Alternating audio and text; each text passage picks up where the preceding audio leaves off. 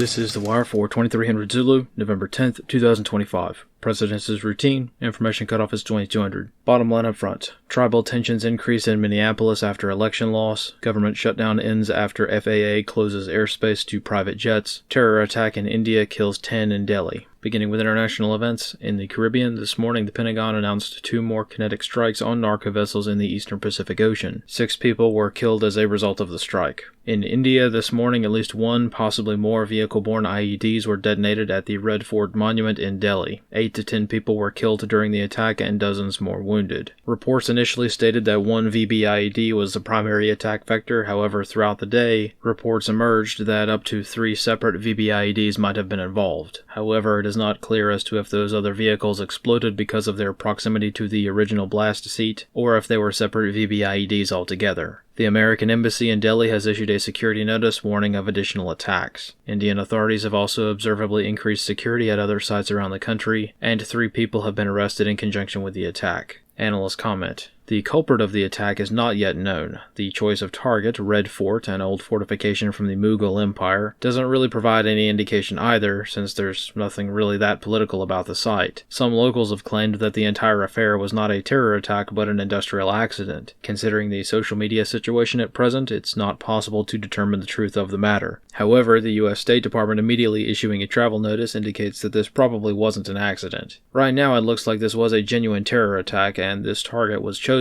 simply due to this monument being a popular site among locals. There are always large crowds at this venue, and it's very easy to get a vehicle in the middle of a crowd there. No group has claimed responsibility for the attack. However, lately Indian officials have been cracking down on ISIS-K militants, which have been aided by Pakistan. In short, India backs the Taliban in Afghanistan, while Pakistan backs ISIS-K, which oppose the Taliban in Afghanistan as well. As such, it's very likely that this attack is the latest development in the proxy war between the two nations, which has become increasingly more complicated over the years. India will be quick to blame Pakistan, which is probably not completely inaccurate, but at this point the entire proxy war between the two nations is so muddled that it's hard to discern who did what. On the home front, in Minnesota, following the loss of Omar Fatah in his race for mayor of Minneapolis, tribal conflict has begun to simmer in the city. In a speech that was given in the Somali language only, Representative Ilhan Omar expressed hostility towards the members of other Somali clans, which sided with Omar's opponent during the election. She openly called for casting out these other tribes from Minneapolis and chastised those who translated her speeches into English and thus revealing what she said. In Utah, a large high-density housing complex under construction burned down yesterday. A catastrophic fire was reported at a facility under construction in Lehi in the Traverse Mountain area. No cause of the fire has been released, but the facility burned completely to the ground. In Washington, D.C., the FAA has announced more airspace restrictions due to the shortage of air traffic controllers. Private planes have been banned from 12 major airports around the country in an effort to reduce the strain on control towers, most of which are running skeleton crews during off-peak hours. Shortly after the announcement of this policy was posted by the National Business Aviation Association, the Senate escaped the deadlock to end the government shutdown.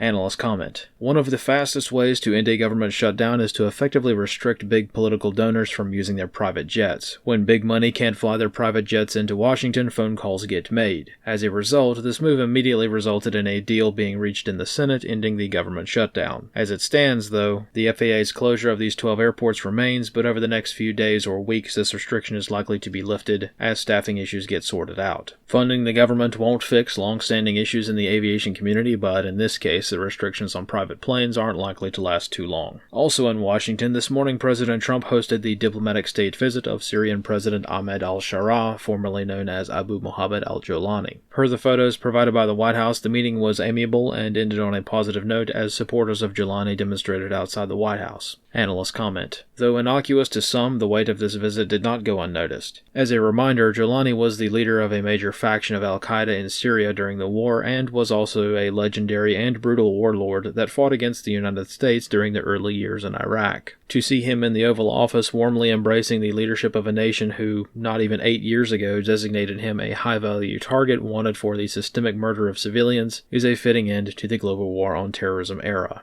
Analyst comments for this wire. In Minneapolis, there are roughly 6 different Somali clans that are present in large numbers. The Darude, Dir, Isaac, and Hawiye clans are the largest with the most political pull, but there are dozens of smaller sub-clans which are prone to much infighting. It is this infighting that cost Omar Fattah the election, or at least that's the story running throughout the Somali community right now. As it stands, Jacob Fry won by enough of a margin that the Somali community, as overrepresented as it is, might not have been the deciding factor. It's hard to tell, but right now it doesn't look like infighting was actually why Fattah lost. Pretty much all of the Somalis in Minneapolis voted for the Somali candidate, except for what looks like to be a pretty small margin. Nevertheless, this has still caused infighting because losing by a slim margin is still losing, and this losing will probably work its way out through Minneapolis in terms of intertribal conflict, as has been openly stated by their own leadership. Throughout the continent of Africa, small tribes have been killing each other over the slightest, nearly imperceivable differences for millennia, and losing an election that a large diaspora thought they had in the bag will probably result in the general situation getting even more spicy than it already is. This concludes The Wire for 2300 Zulu,